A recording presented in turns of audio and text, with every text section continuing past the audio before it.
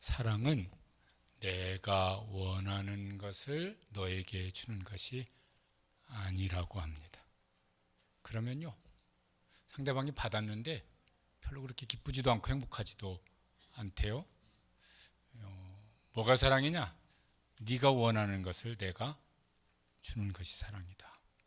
혹은 네가 싫어하는 것을 내가 하지 않는 것이 사랑이다. 그럴 때 상대방이 비로소 나를 사랑하는구나, 이렇게 이제 느낀다고. 맞는 것 같아요. 하나님도 그러십니다. 그러니까 십계명을 이제 오늘 두 번째 설교를 하는데, 십계명은 사랑의 계명입니다. 하나님께서 너희가 나를 사랑하라, 또 이웃도 사랑하라. 그런데 이제 1에서 4계명은 너희가 나를 사랑하면은 이런 건 하지 마라. 내가 그거 너무 싫어하니까, 너무너무 싫어하니까 그런 건 하지 마라. 그 대신 이제 이렇게 하라. 하지 말라는 것, 하나님이 정말 싫어하는 것, 그거 하지 말라는 것이 있고, 또 이렇게 하라는 것이 있고, 그렇습니다. 이제 그렇게 해야 이제 하나님께서 네가 나를 사랑하는구나. 그런데 하나님이 싫어하시는 건 막 자꾸 하고, 하나님께서 원하시는 건 안 하고, 이러면서 아버지 사랑합니다, 예수님 사랑합니다, 하나님이 들으시면서 뭐라고 그러겠어요? 거짓말하지 마라, 뻥치지 마라, 내가 싫다는데 왜 자꾸 하면서 그게 무슨 사랑이냐, 이러시는 거죠. 하나님의 사랑의 첫 번째 방법이 뭐냐면은 나 외에는 다른 신을 내게 두지 말라. 하나님으로는 충분하지 않아. 그래서 뭔가 덧붙여야 되겠어.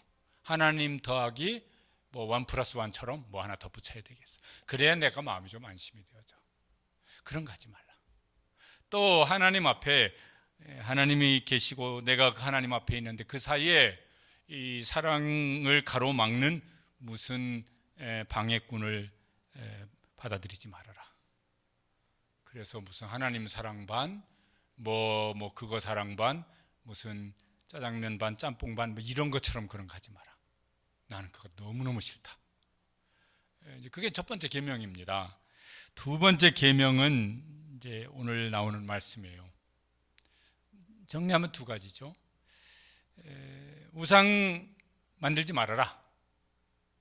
또 우상 섬기지 말아라. 그 결과는 판이하게 다를 것이다. 이걸 이제 말씀을 이제 하시는 것입니다. 먼저는 이제 지금은 우리에게 이게 얼만큼 많이 연관이 있을까 싶지만은, 이제 어떤 형상이든지 하나님의 대체물인 어떤 형상을 만들어서 이걸 하나님이라고 섬기지 말라고 말씀하세요. 4절을 이제 보시면은 같이 한번 읽어보시죠. 너를 위하여 새긴 우상을 만들지 말고 위로 하늘에 있는 것이나 아래로 땅에 있는 것이나 땅 아래 물속에 있는 것에 어떤 형상도 만들지 말라. 뭘 새겨서 뭐 무슨 금이나 은이나 돌이나 이런 데 뭘 새겨서 뭘 형상을 만들지도 말고, 저기 하늘에 있는 것이든 땅 위에 있는 것이든 물속에 있는 어떤 생명체의 형상을, 요게 하나님을 나타내는 형상이다, 요런 거 만들어 가지고 무슨 뭐 하나님 사랑합니다, 이딴 거 하지 말라 이제 말씀을 하시는 거예요. 왜 그러실까? 그러면은 창세기에 하나님께 천지를 창조하실 때 보면은 이게 다 이제 하나님이 창조하십니다, 피조물입니다, 보시기에 좋았더라. 그 중에 사람은 특별히 귀하게 이제 만드세요. 하나님의 형상을 따라 이제 사람을 만드십니다. 그리고 사람에게 사명을 주십니다. 생육하고 번성하라도 나오고, 그 다음에 또 뭐라고도 말씀하시냐면 하나님이 주신 모든 생물을 다스리라, 이렇게 말씀을 하셨어요. 그런데 하나님께서 다스리시라고 잘 하나님 보시기에 좋게 관리를 하라는 것입니다. 그 사람이 이 생물들보다 더 뛰어난 존재로 지으시고 그들을 잘 보살피라고 그랬는데 사람이 그 생물들 밑에 들어가는 거예요. 그래서 막 이렇게 무슨 막 신처럼 숭배를 해요. 이게 말이 안 되는 것이다, 그런 거 하지 마라, 이런 거예요. 그러죠. 요즘엔 저런 거 하나요? 예전에는 막 저런 거 흔히 했었잖아요. 그죠? 저렇게 해가지고 빌면 돼지가 꽤 한 번이라도 뭐 말이라도 하나요, 저거? 삶은 돼지 머리가. 근데 사람들이 저거 다 아무것도 아니라고 하면서도 뭔가요? 만비심쩍어. 뭐라도 좀 이거 불도 안 나고 안전사고도 안 나고 일 잘 됐으면 좋겠고, 하여튼 삶은 돼지 대가리라도 뭐가 도움을 주었으면 좋을 것 같아요. 그래서 저런 거 하잖아요. 그런 거 하지 마라, 그런 거 하지 마라. 그게 말이 안 되는 소리다. 사람이 그보다 더 뛰어난 지혜, 능력으로 하나님께 사람을 지어주시는데 왜 거기다 의지를 하느냐. 또 한 가지는 어떤 형상도 하나님을 있는 그대로, 하나님 존재 자체 그대로 표현해낼 수가 없어요. 사도행전 17장 29절에 보면은, 신약 성경인데 저기도 이런 말씀이 있습니다. 하나님을 금이나 은이나 돌에다 사람의 기술과 고안으로 새긴 것들과 같이 여길 것이 아니라, 하나님을 어떻게 그렇게 동급으로 여기냐. 금이나 은이나 뭐 돌에 어떤 새긴 어떤 형상과 하나님을 동급으로 여긴다? 이게 어떻게 말이 되느냐. 그러니까 그런 거 말이 안 되는 거 하지 마라. 왜? 하나님이 너무너무 싫어하니까. 여러분, 아무리 막 집에서 강아지를 키우고 고양이를 키우면서 막 그걸 이뻐하고 사랑해도 나를 그 개하고 동급으로 여기네. 우리 집에서 키우는 그 반려견 그거하고. 내가 개를 안고 나갔더니 사람들이 나를 개 밑으로 여기네. 여러분, 괜찮은 겁니까? 말이 안 되잖아요. 내가 암만 개를 사랑하고 고양이를 사랑하더라도 내가 보살피는 무슨 동물이에요. 근데 그게 막 나보다 더 막 위에 있는 급으로 여긴다고 그러면은, 그럼 그거 말이 안 되는 소리지.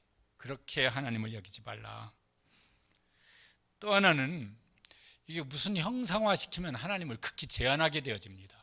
무슨 소리냐면은, 만약 이런 것을 이걸 형상이라고, 하나님의 형상이라고 혹은 어떤 신의 형상이라고 만들어 놨으면은, 요 신을 만나려면 어디로 와야 돼요? 여기로 와요. 강대상 앞으로. 요 밖에는 이 신이 없어. 요걸 신이라고 형상화하면 이 신은 있는 자리가 여기밖에 없어. 그럼 다른 데가서는 못 만나. 하나님은 그런 분이 아니시고, 하나님은 어떤 분이시다? 어디든지 계시다? 무소부재하신 하나님. 그러니까 신을 형상화시키면은 그 신이 있는 자리에 가야 돼요. 그래서 뭐 이렇게 여기 군자봉도 서해안 일대에서는요 제일 센 그 굿당이래요. 저건 소래산 굿당의 그림인데, 거기로 가야 돼요. 거기 가서 빌어야 돼요. 거기 가서 문 형상 앞에 빌어야 돼요. 다른 데서 가면은 그 신이 있지도 않고 그 신이 뭔 힘을 쓸 수도 없어서 저기 가야 돼요. 근데 하나님이 그런 하나님이시냐? 하나님은 어느 장소에 제한돼 있으시고, 그리고 거기 가야만 하나님은 무슨 능력을 발휘하시고 무슨 은혜를 베푸시고 그러냐? 그러지 말라. 그렇게 하나님을 제한하지 말라는 거예요. 근데 지금은 막 이렇게 예배드리는 성도들이 뭘 무슨 막 형상을 만들어 가지고 거기다 막 빈다든지 이런 건 거의 안 하시잖아요. 기독교인 중에 가끔 전 보는 사람이 30%라고 지난주인가 그전주인가 뭔 통계가 있길래 봤는데, 우리 중에는 안 계시죠? 그런 분은요 오늘 이후로는 절대로 그런 일 하지 마십시오. 하나님 열받게 하지 마세요. 하나님 열받게 해서 뭐가 좋겠어요. 그런 거 하지 마세요. 그리고 막 비슷한 여타이 것들도 하지 마세요. 오늘의 운세 한번 볼까? 그리고 오늘 운세 끝내준대, 복권 사, 그런 거 하지 마세요. 또 뭐가 있을까요? 젊은 사람들은 뭐 카드 천막 이런 거 젊은 사람들이 훨씬 더 많이 한다고 그러더라고. 아니, 그 점 보는 사람들도, 그 사람도 이게 자기 미래를 몰라가지고 그냥 그럭저럭 근근히 살아가고 있는데 뭘 남의 미래를 말을 해. 하지 말라. 하나님의 대체물로 뭔가를 하지 말라는 것입니다. 그런 건 이제 별로 이제 안 할 것 같아요. 그런데 뭘 형상화하는 거랄까? 마음속에 보이지는 않지만은 마음속에 있는 형상, 안 보여? 이미지화되어 있는 형상, 이런 건 이제 있을 수 있습니다. 신약 성경에서 이제 보이지 않는 우상 중에 대표적으로 말씀하는 것이 뭐라고요? 탐심은 우상 숭배니라. 그 뭔가에 대한 탐심이, 욕심이 계속 있어요. 계속 커져요. 그러면 그게 내 마음속에 어떤요? 이렇게 보이지는 않지만은 어떤 이미지화돼서 딱 고착되어집니다. 그것을 늘 생각해요. 그것이 내 생각이나 감정을 움직여요. 그것이 내가 뭘 선택하는 것을 결정짓게 만들어요. 그게 나에게 신이에요. 그쯤 되어지면 하나님은 밀려나요. 뭐로? 바지사장으로 하나님은 밀려나요. 하나님은 그거 싫다. 내 인생에서 내가 바지사장 되는 건 난 싫다. 나는 내 인생에 진짜 하나님 진짜 주가 되고 싶지. 내 인생에 그렇게 한번 하나님 와서 도와주세요. 이럴 때 한번 와서 뭘 하고 가는 이런 신, 난 그런 신이 아니고 난 그런 신 되고 싶지도 않다고 말씀하시는 것입니다. 하나님 그거 싫어하신다고. 요새 극혐 막 이런 말을 쓰더라고.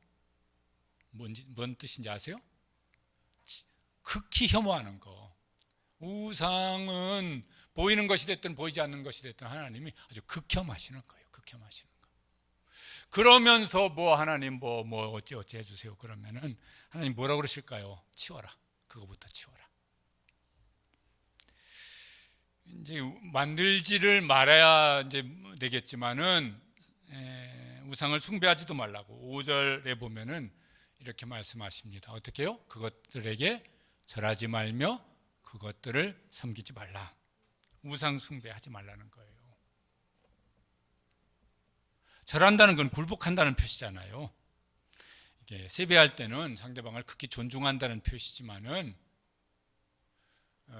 절한다고 하는 것은요, 신약성에 프로스쿠네오 이런 말이 있는데 이게 전쟁이 벌어졌을 때 패장이 적장 앞에 엎드려서 패장의 그 발에 입을 맞추면서 절을 하는 거예요. 100% 항복입니다. 마음대로 처분하세요. 뭐 이럴 때 하는 용어인데 예배라는 단어를 그 말로 썼습니다. 우상의 외계 그런 거 하지 말라. 그거 하나님께 해야 될 일을 우상에게 하지 말라는 것입니다. 이사야 46장 6절 7절에 보면은 선지서에 저런 표현들 비슷한 표현들이 여러 곳에 있는데 그 우상이란 게 뭐냐면 저런 거라고.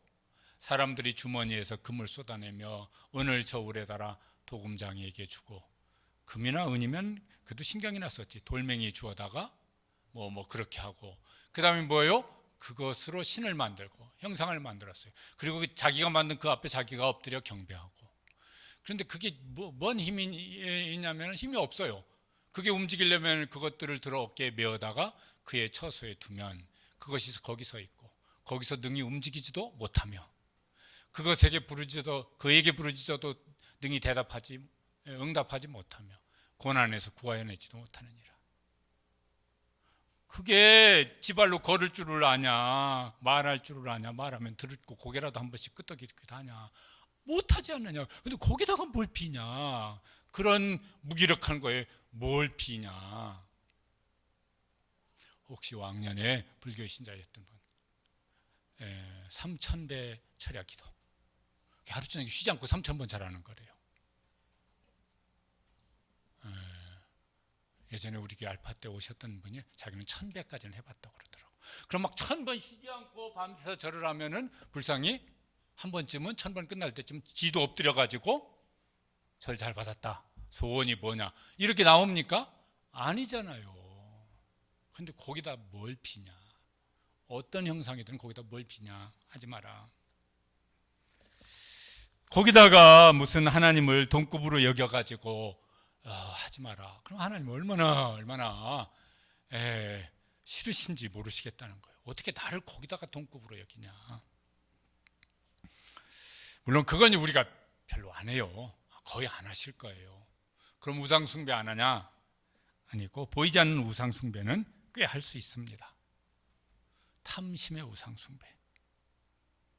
나에게 욕심이 되어지는 막 그걸 간절히 원하는, 그래서 막 그게 내 마음속에 욕심으로 자리 잡아서 그게 내 삶을 좌우하는 이런 것들이 이제 그에게 우상이 되어지는 것이죠. 그런 우상 중에 제일 센 우상이 뭘까? 그러면 이제 누구나 다 돈이라고 그래요. 뭐니 해도 머니가 최고다. 그런데 그 돈 우상에 대한 이제 경고가 성경에 많이 나오는데 그 중에 디모데전서 6장 10절 말씀을 이제 많이 설교 시간에 얘기를 했습니다. 돈을 사랑하는 것이 뭐가 된다고요? 만 가지 악의 근원이 되어진다고. 그런 것 같아요. 개인적이든 가정 안에서든 어떤 사회 안에서든 뭐 국가 간에든 전쟁이 됐든 갈등이 됐든 싸움이 됐든 제일 큰 원인은 돈 문제일 거예요. 내가 더 많이 가져야 되는데 뭔 소리, 내가 더 많이 가져야지. 이런 것이 제일 큰 원인이 될 것 같아요.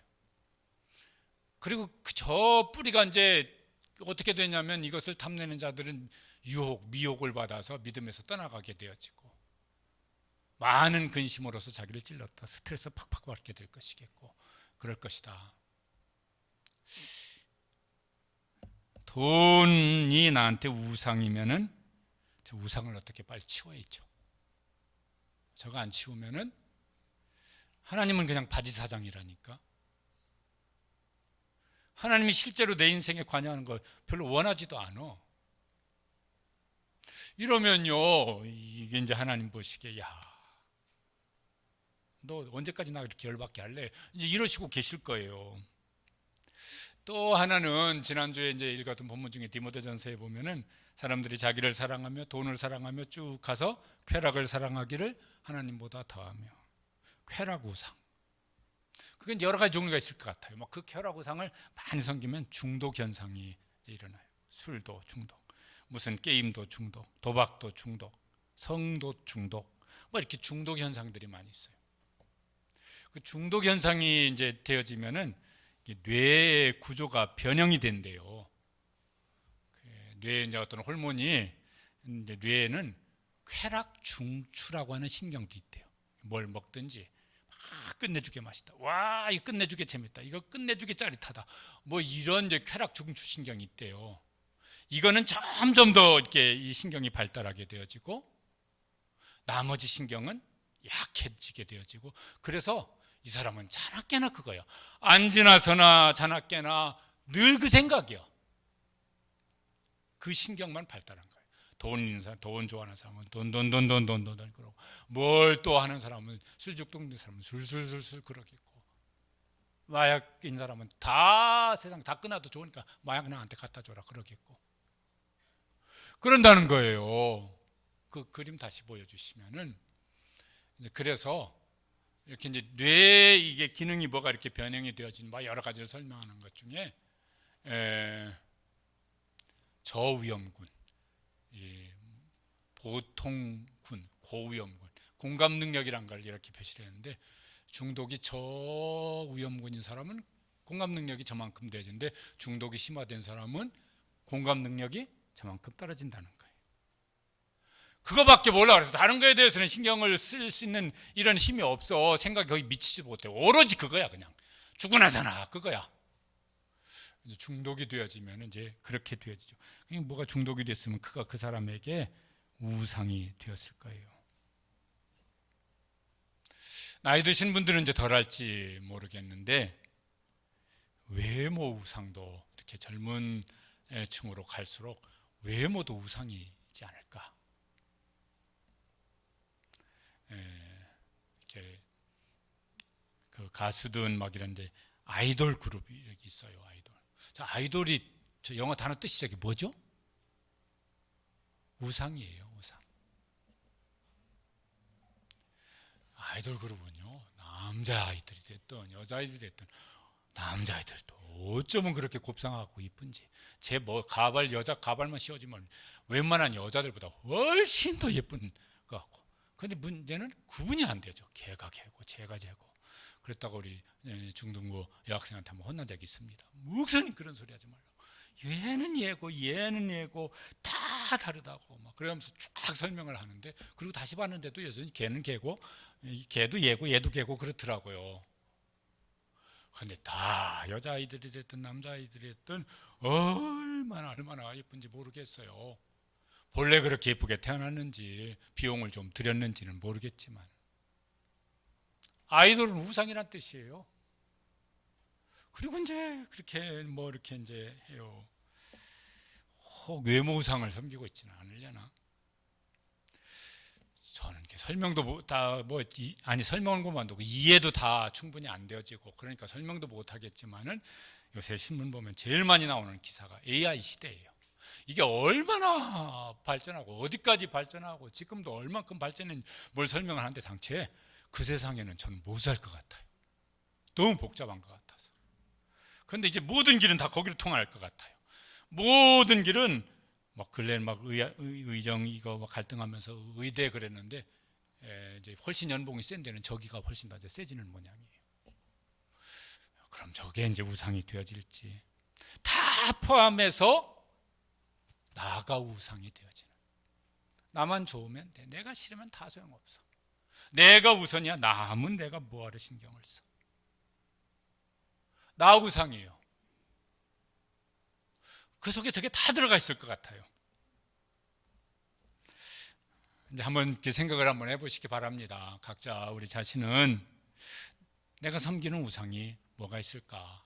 말씀드리는 거 말고도 다양하게 많겠죠. 뭐가 있을까? 그것이 내 삶에 지금 어떤 영향을 끼치고 있나? 그게 하나님보다 더 센 영향을 끼쳐서 하나님은 주일 예배 때 빼놓고는 별로 이렇게 내 삶에 신경 못 쓰게 만들고 나머지는 그게 이제 내 삶을 좌우하는 진짜 실질적인 신은 그게 아닌가. 여기 이제 우상을 만들지 말라라고 하는 말씀 앞에 맨 앞에 나오는 게 있어요. 이게 이제 우상 신앙의 뿌리예요. 너를 위하여 우상을 만들지 말라 이렇게 말씀하세요. 우상 신앙은 나 중심이거든요. 아담이 타락한 이후에 나예요. 나를 위해서. 이게 집단이 되면 막 더 막 그 요구가 더 커지기는 하지만은 어떤 나를 위한 거예요. 그래서 우상 신앙의 뿌리는 제일 세상에 많은 종교는 무속 신앙이라고 그럽니다. 어느 종교든 타락하면 무속화되어진다고 그래요. 그럼 무속 신앙은요 신을 위해서 뭘 하질 않아요.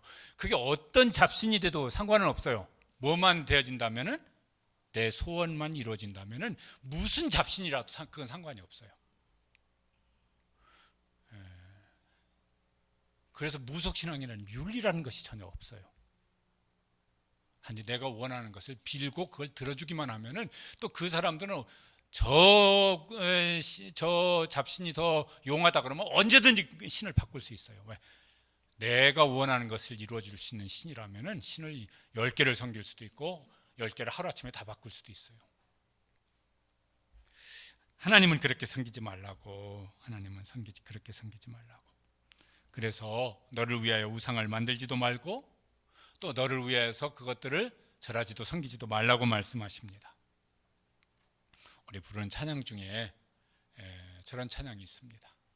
이게 이제 우상을 설교하니까 혹시 한번 생각해봐서 뭐가 있으면 이제 저거 어떻게 정리를 하셔야 되는데 같이 읽어보시죠. 내가 주인 삼은 내 주 대신 주 앞에 나가 내가 사랑했던 모든 것 내려놓고 주님만 사랑해. 그럴 수 있게 되시길 바랍니다. 그래야 하나님께서 우리 인생에 개입하시고 뭘 인도를 하시고 보호를 하시고 은혜를 베푸시고 뭘 복을 주실 때 필요할 때 복을 주시고 그러시지. 안 그러면 하나님께서 계속 발장 끼시고 야, 너 언제까지 나 이렇게 열받게 할래? 이러고 계시면은 어떻게 되겠냐고요. 큰일이지. 우상을 섬기면 하나님께서 그냥 가만히 계시지는 않으신다고 말씀하세요. 5절 그 다음에 보면은 이렇게 말씀하십니다. 나 내 하나님 여호와는 어떤 하나님이시라고요? 질투하는 하나님이시라. 하나님이 질투를 다 하시네. 저게 막 이렇게 남하고 비교해서 뭐 배 아파하신다는 이런 말씀은 아니고 사랑의 다른 말이죠. 아니래 이런 건 뭐 말도 안 되는 이제 웃기는 소리지만은 남편을 극진히 사랑하는 아내가 있어요. 그런데 저녁에 퇴근 시간이 한참 지났는데 안 들어오네. 수상해서 막 조사해 왔더니 저기 사거리에 있는 정다방 미스김 손잡고 미스김 사랑해 막 이러면서 막 지갑 열어서 카드 하나 주고 현금 꺼내주고 막 그러고 있어요. 그런데 에이 막 그러면 어때 뭐 그럴 아내가 있을까요? 그럴 아내가 있다면은 정상이라고 할까요? 안 할 거예요. 그때는 질투가 나서 그래서 뭐예요? 남편 얼굴에 커피 확 쏟아 붓고 그 다음에 의자 걷어차가지고 저기 굴러뜨려놓고 그 미스기 머리채 잡고 길거리 끌고 나와야지 이년아. 아이고 그 말은 빼고 하면서 끌고 나와야죠. 요새는 그렇게 하면 이게 처벌받으니까 안 되겠지만 옛날 같으면 그렇게 했어야죠. 남편도 반대하지 않겠어요? 아내가 이게 안 들어오네 봤더니 가만히 이렇게 알아봤더니 옆집 아저씨 딱 끌어안고서는 여보 사랑 이러고 있는데 그럼 어떠냐 뭐 내일 저녁에 우리 집에 들어오면 되지. 이럴 남편이 있다면은 그건 남편도 아닌 거지. 그러지? 그 집 옆집에 수류탄 하나 터트려 있지. 하나님의 마음이 그러시다는 거죠. 하나님의 마음이 그러시다는 것이. 그래서 출애굽기 3장 34장 14절에도 저런 말씀 여러 곳에 나옵니다. 성경에 읽어보시죠. 너는 다른 신에게 절하지 말라. 여호와는 질투라 이름하는 질투의 하나님이라. 그런데 계속 그래도 막 우상을 섬기네. 하나님은 옆으로 밀려나고 하나님은 바지 사장이고 그의 실제 그 삶을 좌우하는 건 다른 게 있네. 그럼 하나님께서 오래 참으시겠지만은 한번 네가 하나님을 섬기는 것과 우상을 섬기는 것 중에 무엇이 너에게 더 좋은 것인지 내가 한번 보여주마. 그리고 보여주실 때가 있으시다는 거예요. 그거를 5절 그 다음에 보면 이렇게 말씀하십니다. 읽어보시죠. 나를 미워하는 자의 죄를 갚되 아버지로부터 아들에게로 3, 4대까지 이르게 하거니와. 저런 일은 안 일어나야 되겠어요. 저런 일이 일어나면 얼마나 끔찍하겠습니까? 얼마나 두렵겠습니까? 저희 갚는 걸 어떻게 갚으실지는 모르겠지만은 하여튼 하나님께서 한 번씩 그렇게 하실 마음이 있으시다고. 그러니까 그러기 전에 돌아서라고 말씀하는 것이죠. 혹 이건 막 어떤 지금 상황을 꼭 그렇게 틀에 맞춰서 생각하시라는 건 아닌데 혹 지금 내 자녀의 모습을 보시면서 제가 지금 저렇게 어려움을 겪는 것 혹은 뭐 저렇게 지금 뭔가 이렇게 인생이 힘든 이유가 내가 하나님 제대로 못 섬겨서 하나님께서 너 그럼 한번 보여줄까? 그래서 보여주시는 건 아닐까? 이런 두려운 마음을 한 번쯤은 가져보는 것도 우리 신앙의 유익이 될 것 같아요. 그걸 다 거기다 틀에 맞춰서 하라는 건 아니에요. 그건 안 맞을 수도 있어요. 그런데 오늘 여기 성경 말씀에 그렇게 말씀하니까 한 번쯤은 더러는 그렇게 한번 생각을 해봐서 그럴 수도 있겠다. 그러면 하나님 제가 정신을 바짝 차리고 다시 하나님 앞에 바로 서겠습니다. 그러니 하나님께서 긍휼을 베풀어 주시고 은혜를 베풀어 주시기를 원합니다. 그렇게 하나님 앞에 엎드릴 수 있게 되시기를 바랍니다. 그렇지 않다면 이게 얼마나 이제 두려운 일이겠어요. 성경에 이제 이런 것, 하여튼 이런 비슷한 하나님께서 책임을 한 번씩 물으시는 일이 이제 나와요. 늘 그러시는 건 그것도 아니에요. 저 여호수아 7장에 보면은 여리고성 사건 후에 아이성 정복 전쟁에서 패합니다. 하나님께서 이유가 있다고. 그 이유는 첫 것은 다 하나님께 드리라고. 그래서 이 여리고성 전리품을 다 하나님께 드리라고 그랬는데 그 중에 아간이라고 하는 사람이 그 인생에 크게 보탬도 안 될 그 몇 가지 욕심을 부려서 훔쳐가지고 숨겨놓습니다. 그거 이게 다 제복해가지고 결국은 이제 아간이 이제 잡힙니다. 왜 그랬냐? 그게 탐이 나서 그랬습니다. 그때 어떻게 하냐면은 여호수아 7장 25절 26절 저기 있는 대로만 한번 읽어보시죠. 여호와께서 오늘 너를 괴롭게 하시리라. 아골 골짜기라 부르더라. 거기 아간과 그의 가족과 자녀와 그의 소유물을 다 돌 무덤을 만들어서 쳐서 죽여서 그게 돌 무덤이 돼요. 아골 골짜기가 슬픔의 골짜기라는 거잖아요. 하나님께서 늘 저러십니까? 늘 저러지는 않으세요. 그런데 저 때는 저렇게 하셨어요. 그러면서 뭐라? 내가 싫어하면은 내 인생에 무슨 일이 일어나는지 한번 봐라. 그리고 백성들 앞에 어쩜 보면 본보기로 보이셨지 않으셨을까? 신약 성경에 오면은 아나니아 삽비라 부부 사건이 나옵니다. 저기도 보통은 하나님이 저렇게 일상적으로 하시는 게 전혀 아니에요. 근데 저 때는 그러셨어요. 자기들의 밭을 팔아서 그때 구제를 위해서 이제 막 교회가 그런 헌신들을 많이 했는데 그렇게 하겠다고 했는데 밭을 팔고 돈을 쥐었는데 욕심이 생겼어요. 그래서 일부를 숨겼습니다. 다냐? 다 합니다. 진짜냐 진짜입니다. 사실이냐 사실입니다. 베드로를 통해서 하나님이 하셨던 일이에요. 사도행전 5장 9절 10절에 보면 이렇게 나옵니다. 네 남편을 장사하고 오는 사람들의 발이 문 앞에 이르렀으니 또 너를 메어 나가리라. 그의 남편 곁에 장사하니라. 오우. 그러니까 이게 보니까 둘 다 돈 욕심이네. 그러니까 사람들 거기에 제일 민감하니까 이제 그렇기도 할 것 같아요. 욕심의 우상에 매이지 않을 수 있도록. 다른 것이 사람마다 다를 수도 있지만은 제일 보편적으로는 하여튼 돈이 많으니까 돈 욕심에 매이지 않을 수 있도록. 그게 뭐 이게 내가 지금 욕심 부리는 건가 아닌가 이걸 뭘 기준 삼으면 알 수 있을까? 그러면요 몇 가지 해보면 알 것 같아요.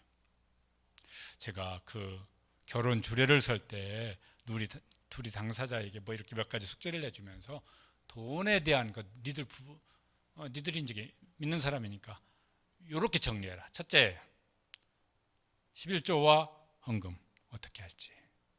두 번째는 부모님이 생활비가 필요하면 생활비를 얼마를, 부모님들이 경제 능력이 있으면 용돈을 얼마를 드릴지. 세 번째, 저축. 지금은 뭐 다양하게 막 저축 형태가 다양하니까 어떻게 할지. 네 번째, 그 다음에 생활비를 계산해라.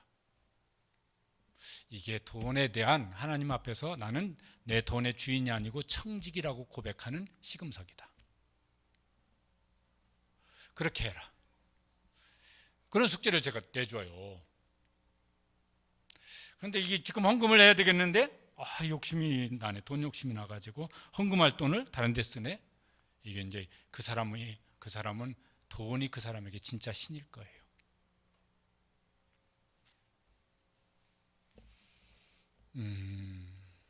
이걸 막 무슨 뭐 부모님이 됐든 혹은 뭐 어떤 꼭 이거 기도하면서 이건 내가 이렇게 얼만큼 좀 도와드려야 되는데 근데 돈이 아까워서 그 액수를 반으로 줄였어. 아마 그 사람에게도 돈은 그에게 신이 되어 있을지 몰라요. 조심하라고. 그러면은 하나님께서 그 인생에 개입할 여지가 없어져요. 그리고 하나님께서 너 언제까지 그럴래? 하고 이렇게 이제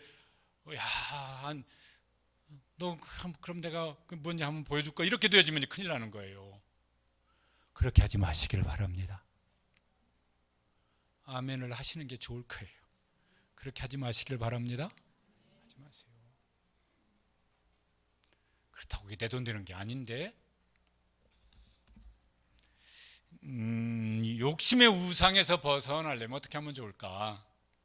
디모데전서 6장에 돈에 대한 말씀 그 앞뒤에 이런 말씀도 있습니다. 6장 8절 말씀에 보면은 같이 읽어보시죠. 우리가 먹을 것과 입을 것이 있은즉 족한 줄로 알 것이니라. 저것도 어디까지 한계를 정해야지. 어느 정도 먹고 어느 정도 입는다고 하는 한계를 정하지 않으면 저것도 욕심이 될 수 있죠. 그 앞에 무슨 말씀이냐면 우리가 세상에 태어날 때 알몸으로 태어났고 죽을 때도 무슨 알몸으로 죽을 것인데 그러면은 사는 동안 먹고 사는 것, 입을 것이 있으면 그것으로 만족을 해라, 자족을 해라. 잠언에 보면 아굴이라고 하는 사람이 기도를 하는데 참 특이한 기도다. 그런데 참 지혜로운 기도다라는 생각이 들어요. 같이 읽어보시죠. 나를 가난하게도 마옵시고 부하게도 마옵시고 오직 필요한 양식으로 나를 먹이시옵소서.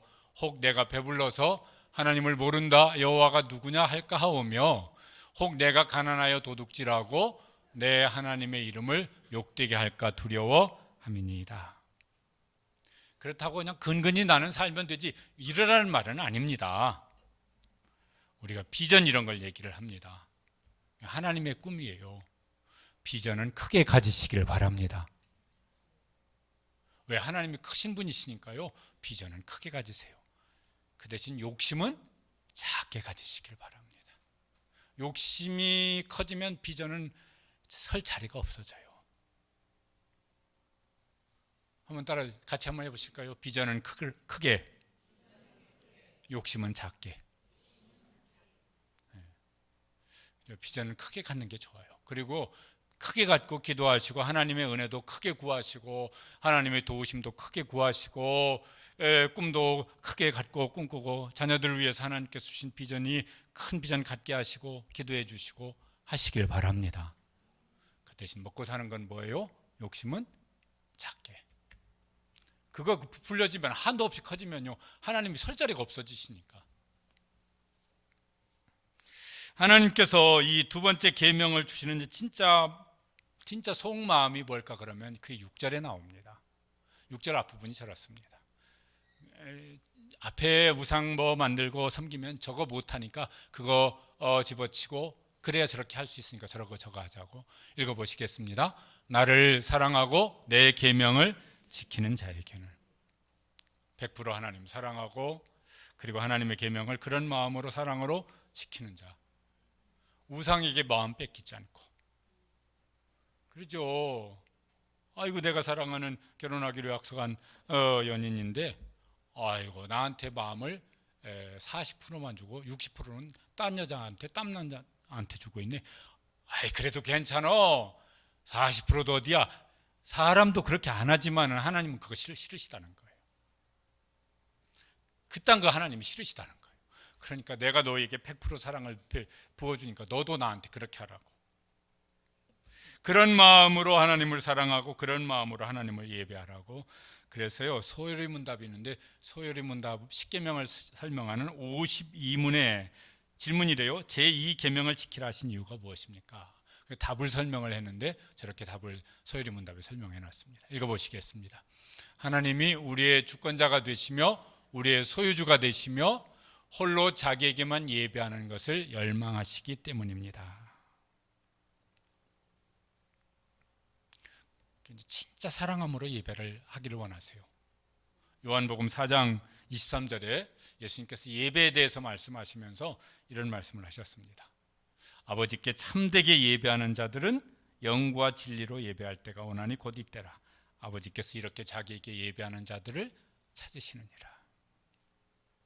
그냥 그림을 한번 보여주시면은 어떤 분이 예배하는 다른 사람들은 다 서서 지금 찬양을 하는 중인지 기도를 하는 중인지 모르겠는데 저 어떤 한 분은 바닥에 무릎 꿇고 앉아서 하네.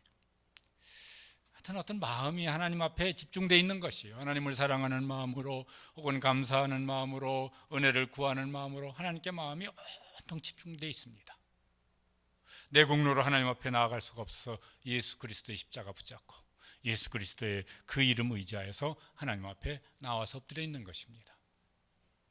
하나님은 예배자를 찾으신다고, 진짜 예배자를 찾으신다고 다 앉아서 있으면 그게 다 예배를 드리는 것이 아니고 그 중에 진짜 예배 드리는 사람을 하나님께서 찾고 계신다고 말씀하십니다.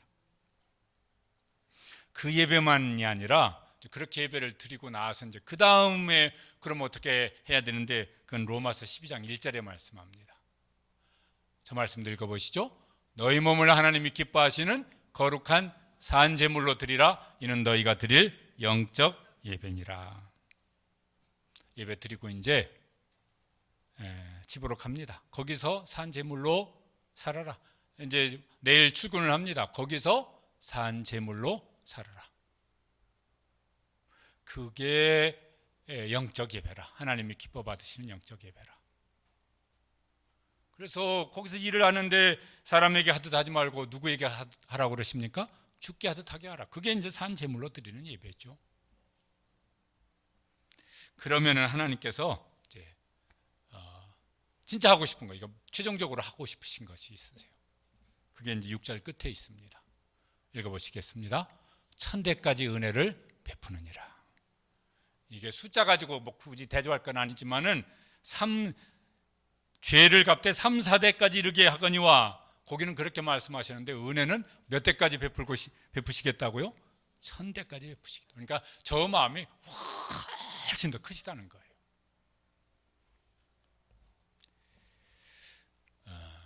다윗에게 하나님께서 하셨던 말씀이 사무엘하 7장에 나옵니다. 성전을 건축을 해서 하나님께 드리고자 할 때 하나님이 말리시면서 하셨던 말씀입니다. 나는 그는 이제 다윗의 자녀입니다.